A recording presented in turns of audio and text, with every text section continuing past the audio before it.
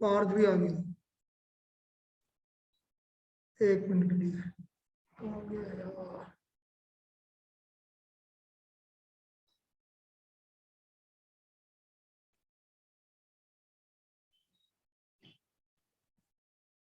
Desktop पे था ना अपना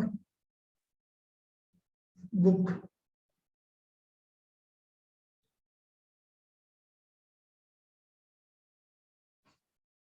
तो कल अपन ने कहां तक कर लिया था बेटा? एग्जाम्पल नंबर, एक मिनट में ओपन कर ही रहा हूं।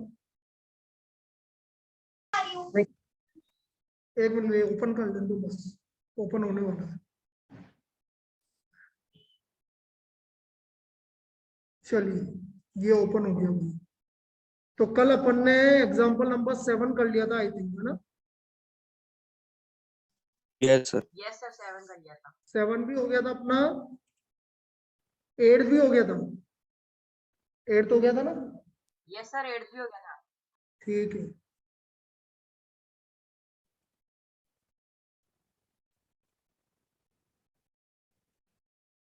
चलिए 8 के बाद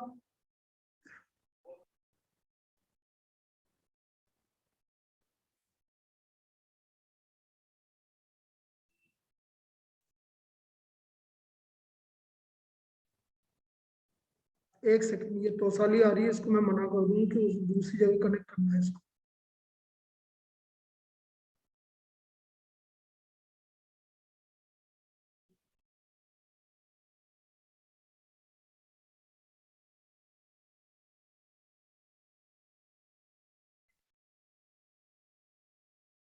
चलिए भाई क्वेश्चन नंबर फर्स्ट, एक्सरसाइज 8.2 का क्वेश्चन नंबर फर्स्ट।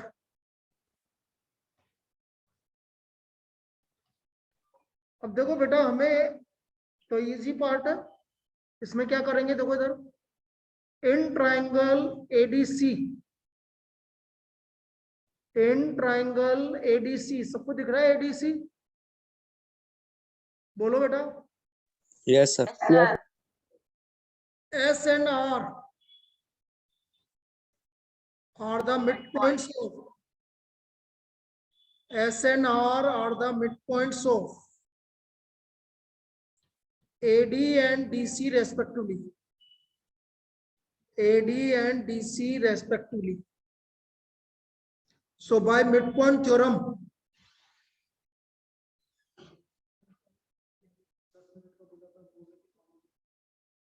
क्या जाना?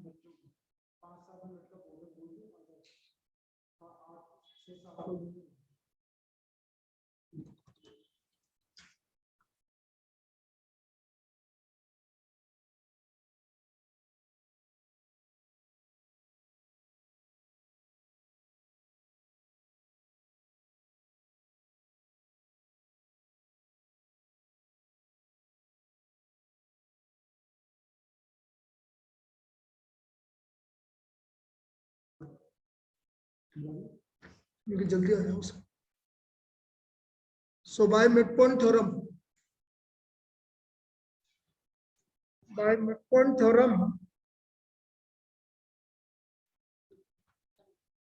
SR is parallel to AC. SR is parallel to AC and SR equal to half of AC. कोई दिक्कत बेटा? No sir. No sir. तो ये पहला वाला प्रूव हो गया बेटा अपना। Yes sir. पहला वाला पार्ट प्रूव हो गया।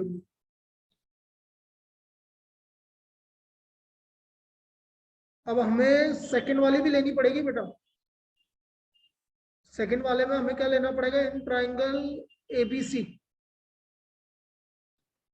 In triangle ABC P and Q are the midpoints of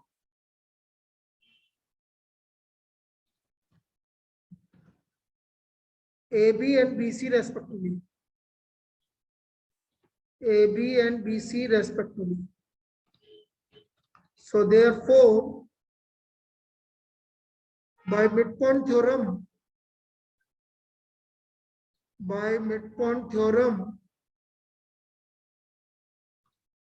PQ is parallel to AC.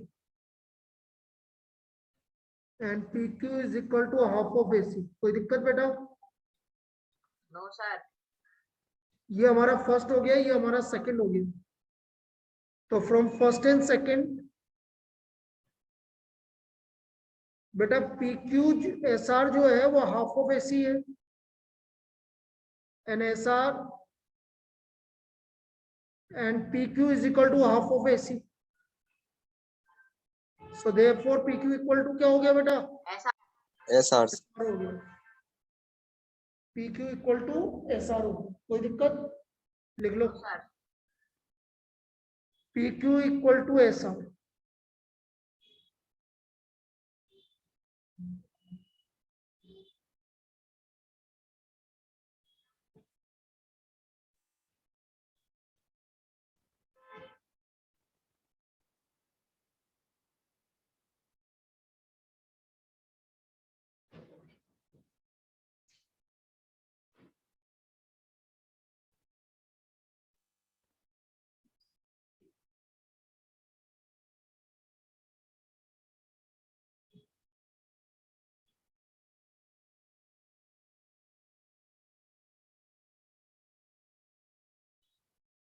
अब थर्ड वाला पार्ट बड़ा इजी है।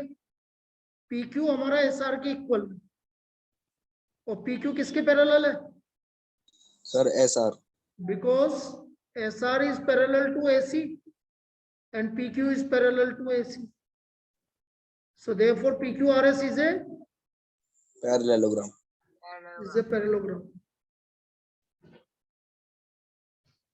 PQRS is a parallelogram. कोई दिक्कत?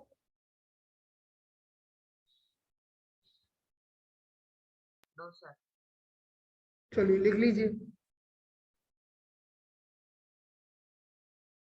तो ये हमारा फर्स्ट पार्ट हो गया भाई पूरा। को भी कर लीजिए बेटा, ये फर्स्ट पार्ट हो गया हमारा पूरा।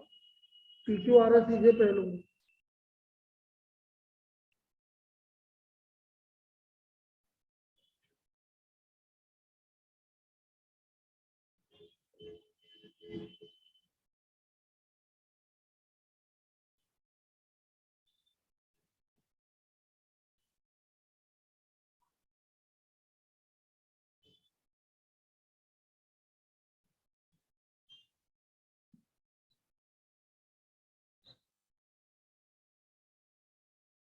आ जाए आगे।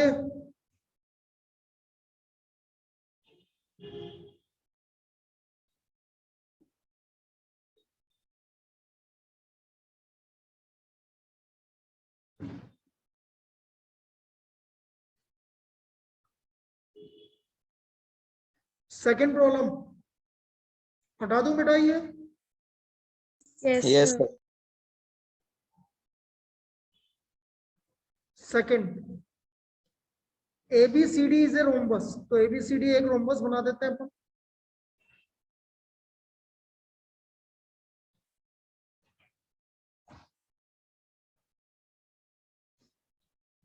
ये हमारा ABCD एक रोम्बस है।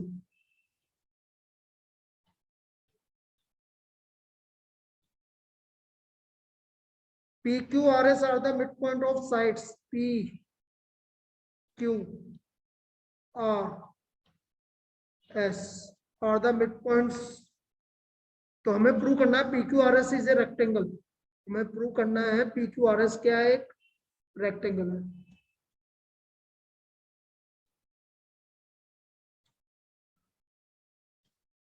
PQRS इज ए रेक्टेंगल, ये हमें प्रूव करना है।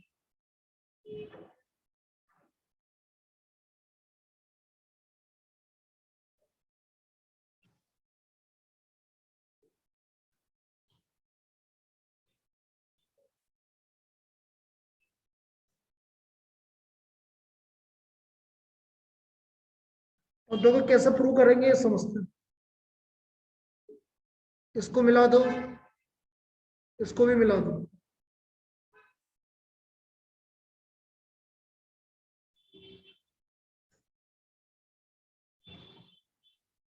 देखो सबसे पहले तो वैसे ही करना है आपको। S and R are the midpoint of AD and DC respectively। SR, S and R, एक second, S and R in triangle ADC S and R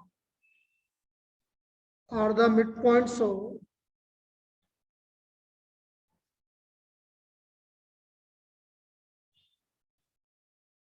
AD and DC respectively.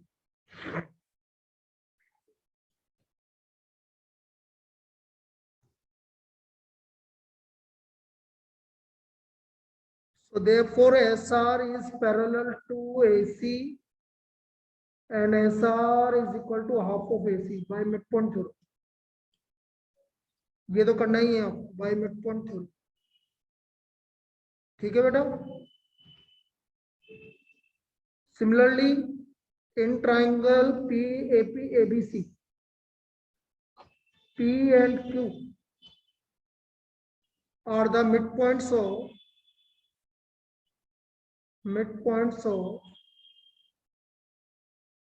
AB and BC respectively. So therefore, PQ is equal to PQ is parallel to AC and PQ is equal to half of AC. Again by midpoint theorem.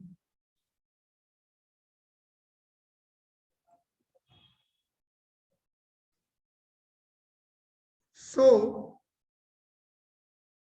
PQ is equal to SR and PQ equal to SR. First, second. By first and second. So PQRS is a parallelogram. Parallelogram. ये तो parallelogram हो गया. अब rectangle कैसे prove करेंगे अभी बता दो बेटा. ये क्या है? Sir 90 degree. 90 डिग्री. क्या है ये? 90 डिग्री. अब बेटा PQRS आपका यदि पैरेललोग्राम है तो मैं इसको एक काम करता हूं. PQRS एक पैरेललोग्राम है तो मैं इसको ऐसे लिख देता हूं SLMN. तो SLMN is also a parallelogram. Is also a parallelogram. होगा कि नहीं होगा भाई? अरे SLMN भी पैरेललोग्राम होगा कि नहीं होगा? Yes sir. क्यों होगा? क्योंकि ये इसके पैरेलल है और इक्वल है. भाई ये इसके पैरेलल है और ये इसके पैरेलल है, इसलिए SLMN भी क्या होगा? एक पैरेललोग्राम होगा. अब SLMN एक पैरेललोग्राम है तो ये वाला एंगल कितना है बेटा? SLMN angle LMN equal to 90 degree. क्यों 90 डिग्री है? अरे LMN 90 डिग्री क्यों है? Sir because diagonals of a rhombus bisect at 90 Diagonals degree. of a rhombus bisect each other at 90 degree. 90 degree. Diagonals of rhombus bisect each other at 90 degree.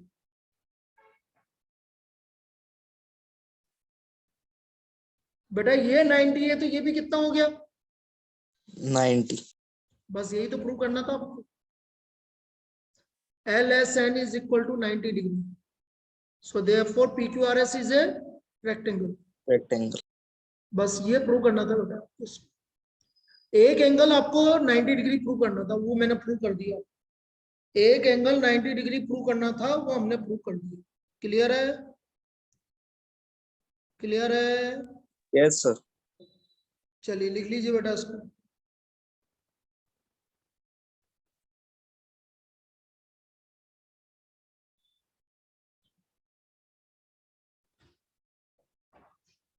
Atharva yes sir. तू तो आने वाली थी ना यहाँ पर. नहीं सर, मैं नहीं आऊंगी अभी. नहीं आएगी तू? नहीं. क्यों? मम्मी ने मना कर दी? नहीं सर, मम्मी तो भेज रही है पर मैं नहीं आ रही. क्यों? सर मैं अकेली पढ़ूंगी. चल तेरी इच्छा है यार, हमने तो मना नहीं किया. आ जा. सर 2-3 दिन बाद आ जाऊंगी. चलो. वैसे भी कल तो क्लास है नहीं तुम्हारी, 26 जनवरी का ऑफ है.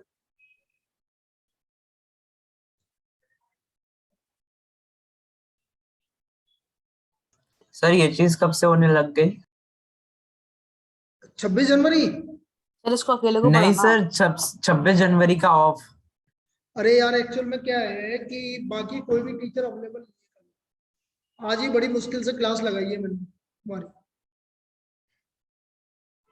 मेरी कोई दिक्कत नहीं है, मैं तो हमेशा अवेलेबल हूँ बेटा।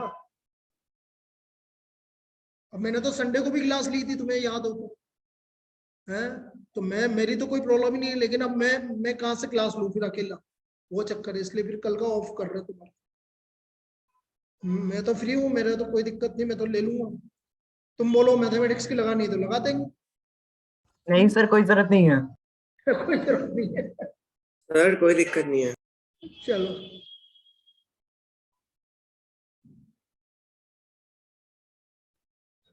आ जाए भाई आगे। Question number 3।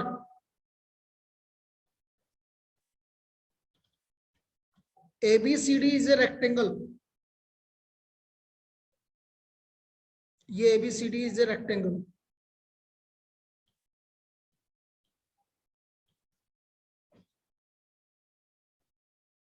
PQRS are the midpoints of y same PQRS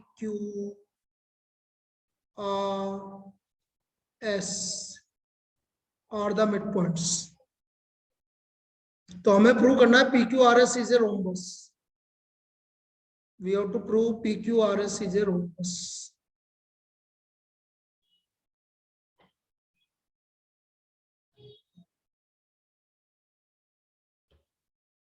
बनाओ उसको।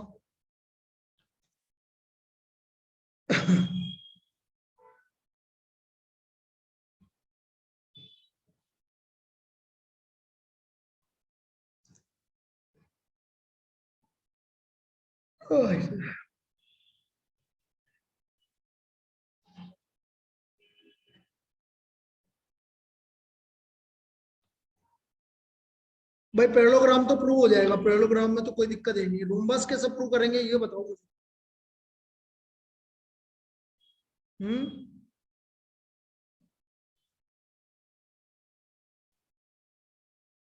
बोलो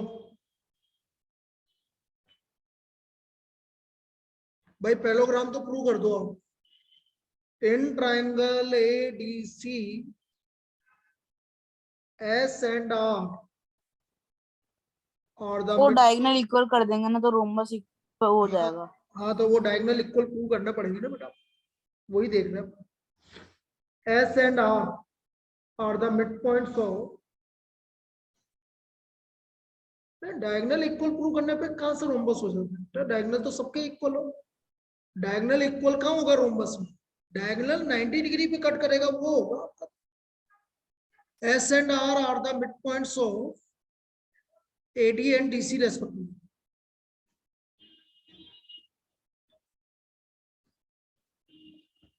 So therefore by midpoint theorem, ये चीज तो लिखी लो, इसमें तो कोई दिक्कत है ही नहीं। By midpoint theorem SR is parallel to AC। Sir congruency से भी हो सकता है। कॉन्ग्रुएंसी से अभी देखते हैं, देखें क्या बोल रहा था।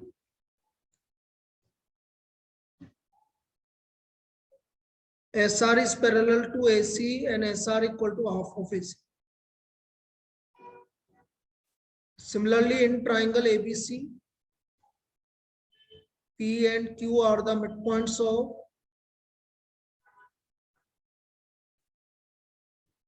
AB and BC respectively।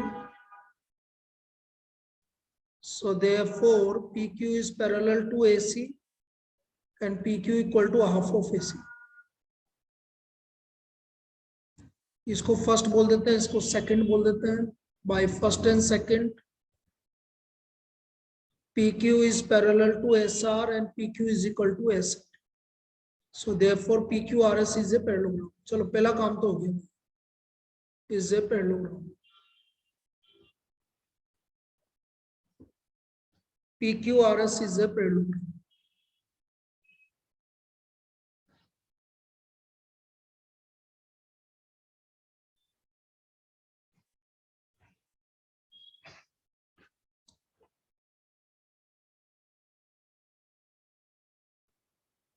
अब तू बोल रहा है बेटा कि कॉन्ग्रुएंसी कैसे लगाएगा बेटा, बताना, देखें तेरा idea.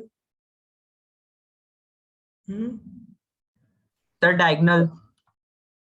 Diagonal, diagonal 90 degree prove करना है मुझे तो, बस मुझे तो किसी तरह से ये 90 डिग्री आ गया ना आपका, जैसे सर आपका लेकिन अगर ट्रायंगल एसएपी और ट्रायंगल क्यूबीपी को कॉन्ग्रुएंट कर दे तो भी हो सकता है।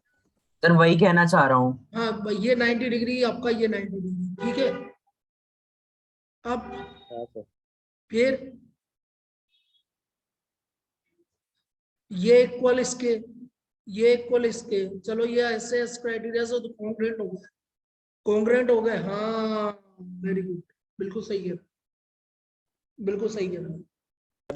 Sir P Q equals to P हाँ एस पी है। Q equal to P S हो गई, वेरी गुड, बिल्कुल सही है।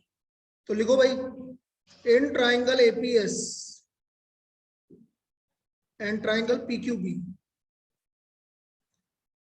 इन triangle APS and triangle PQB, AP equal to PB, angle PaaS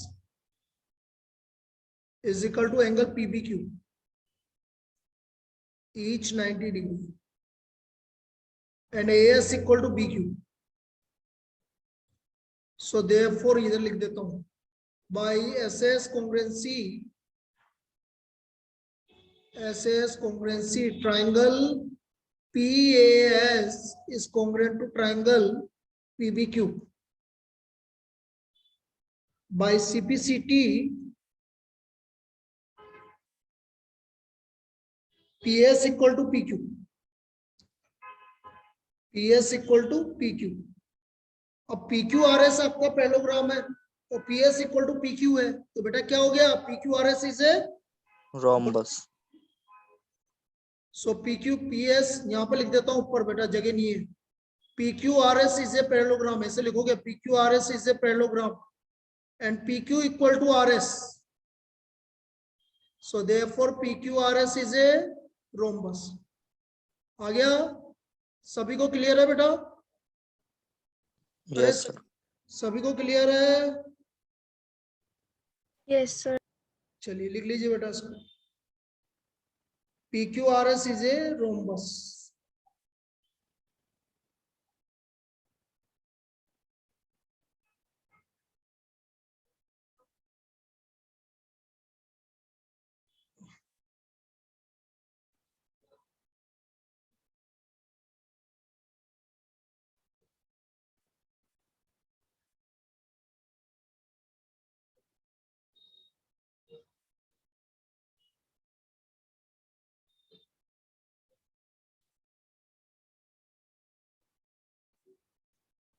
तो ये भाई हमारा क्वेश्चन नंबर 3 हो गया, इसमें कोई दिक्कत है बेटा सेकंड और थर्ड में?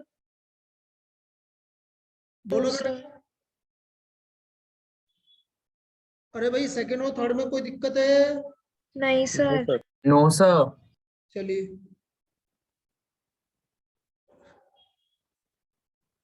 क्वेश्चन नंबर 4, यदि ये लिख लिया हो तो आगे चले भाई। आज क्वाड्रिलेटरल कंप्लीट, अब परसों से क्या स्टार्ट करना है रिवीजन में? सर्कल। तेरे तो 14 के बाद है ना बेटा पेपर, सर 14 से। तो मैथ्स का पहले थोड़ी होगा। नहीं मैथ्स का तो नहीं है पहले। तो बेटा पहले सर्कल अभी पढ़ाया है, तो सर्कल से पहले एक चैप्टर और करवा देते कोई सा भी, ठीक है। सरफेस एरिया वॉल्यूम करवा देते हैं एक बार वापस से, कि और कुछ करें? Sir constructions. हाँ कंस्ट्रक्शन करवा देते ना यार, काम ही खत्म करें, एक दिन का है वो तो पहले कंस्ट्रक्शन लेंगे भाई, उसको एक ही चैप्टर बच रहा है हमारा, तो उसको ले लेते हैं सर पहले। वो एक दिन का चैप्टर है। अरे एक दो दिन मैक्सिमम, 2 से ज्यादा नहीं है बेटा, एक दिन, मैं तो बोल रहा हूँ एक ही दिन का है, मैक्सिमम 2 दिन बस, इससे ज्यादा नहीं, कुछ भी नहीं है उसमें। चलिए भाई क्वेश्चन नंबर 4,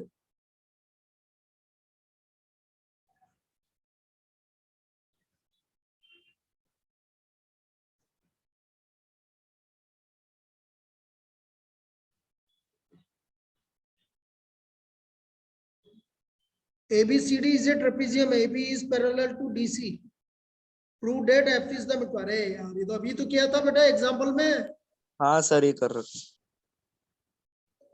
दोबारा करवाऊं? चलो इसको करवा देते हैं, ये लो, ये पॉइंट आर हो गया। In triangle A B D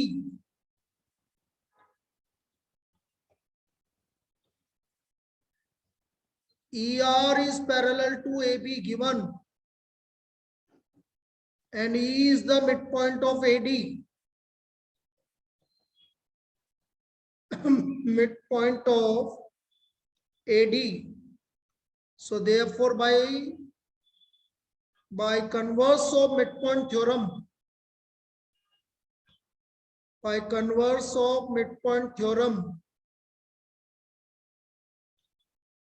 R is the midpoint of BD. कोई दिक्कत? No sir. R is the midpoint of BD. ये पहली चीज। Now in triangle BCD,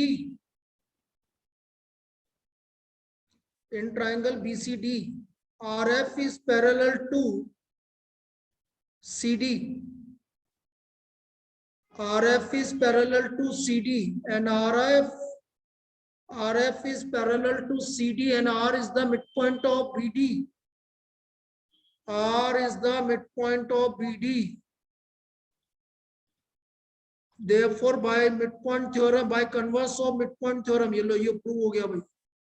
Converse of midpoint theorem,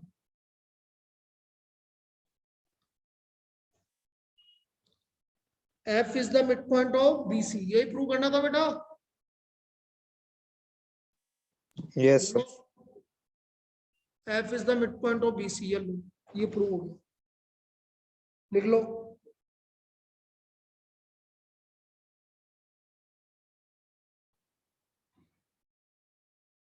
question number 4 लिख लो। आ गया सबको समझ में? बोलिए, सबको समझ में आ गया क्या? Yes sir. Yes sir. चलिए,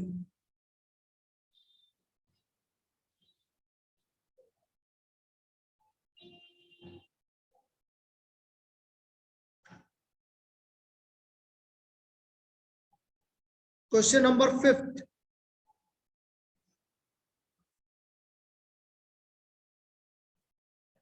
ये भी करवाया था ना? और अभी उसी दिन तो करवाया ये भी। हाँ सर। कैसे? देखो उधर, in triangle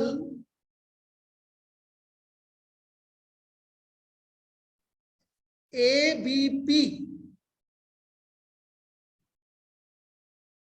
in triangle ABP is the midpoint of AB and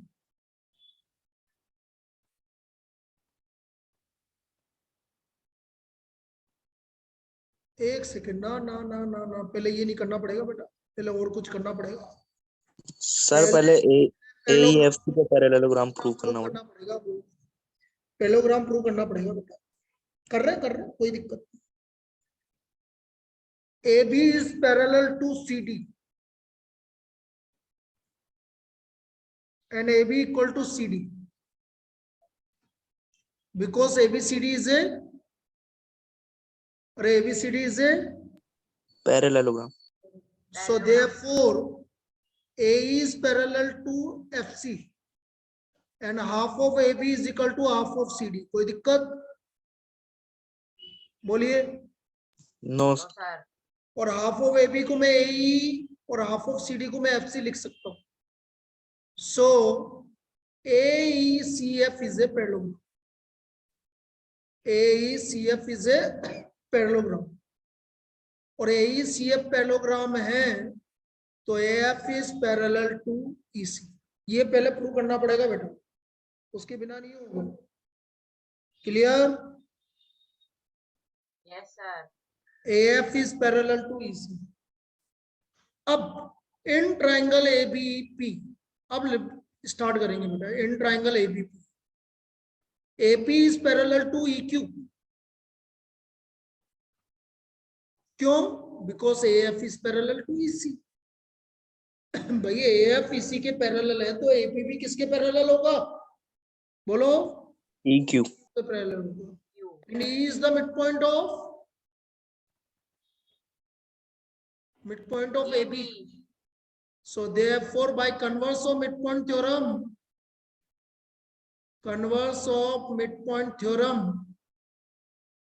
अच्छी प्रॉब्लम है बेटा, ये पूछी जा सकती है। By converse of midpoint theorem, Q is the midpoint of BP. Q is the midpoint of BP. ठीक है बेटा, Q is the midpoint of BP. कोई दिक्कत? No sir. लिखो यहां तक। सर एक बार शॉर्ट में वापस बता दो। बिल्कुल शॉर्ट में क्या, पूरा लॉन्ग में बताएंगे अपना। रुक जाओ एक सेकंड, में इसको हटा दूं ताकि इधर लिखने में हमारा आसानी से। भाई ABCD क्या था बेटा? बोलता जा, ABCD क्या है हमारा? क्या है बेटा? अरे बोल रहे ABCD क्या है? पैरेललोग्राम। कहाँ चला गया ये? धीरे दी ग्रेट, कहाँ चला गया? ABCD एक पैरेललोग्राम है तो बेटा AB पैरेलल टू CD है और AB इक्वल टू CD है, तो बेटा AB पैरेलल टू CD है तो AE भी किसके पैरेलल होगा? FC के। और AE क्योंकि ये मिड पॉइंट है तो AE FC के इक्वल होगा। तो हमें ये प्रूव हो गया बेटा AE FC is a parallelogram, ये हमने प्रूव कर दिया। AE FC is a parallelogram. अब जैसे ये पैरेललोग्राम प्रूव हुआ तो ये दोनों भी पैरेलल होंगे, ये दोनों भी पैरेलल होंगे। और पैरेलल होते ही अब मैं इस वाले ट्रायंगल में आ गया, ये मिड पॉइंट है और ये दोनों पैरेलल है तो ये इसका मिड पॉइंट हो गया। मिड पॉइंट हो गया मतलब BQ इक्वल टू PQ। ये हमारी फर्स्ट इक्वेशन होगी। आया समझ? Yes sir. अब in triangle DCQ, in triangle DCQ दिख रहा है PF is parallel to CQ. PF is parallel to CQ and F is the midpoint of DC. F is the midpoint of DC. So therefore, by converse of midpoint theorem,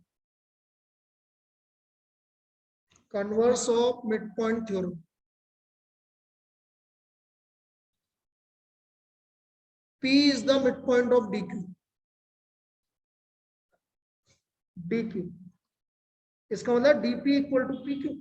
second, from first and second, BQ equal to PQ is equal to DP। तो इसका मतलब क्या हुआ? EC trisect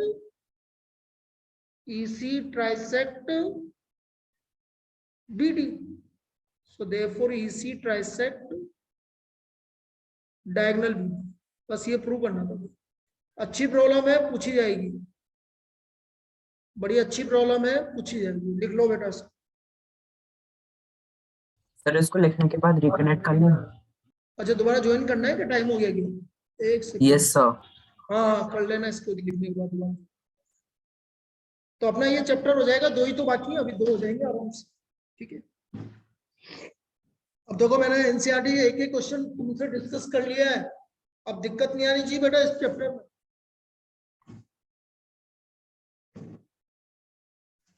ऐसे circle को भी एक question है और जो भी आपका डिस्कस कर लेंगे, लेकिन अभी पहले कंस्ट्रक्शन करेंगे ताकि आपका कोर्स मेरी तरफ से 1-2 जितनी भी बार बोल सको उतनी बार हो गया भैया।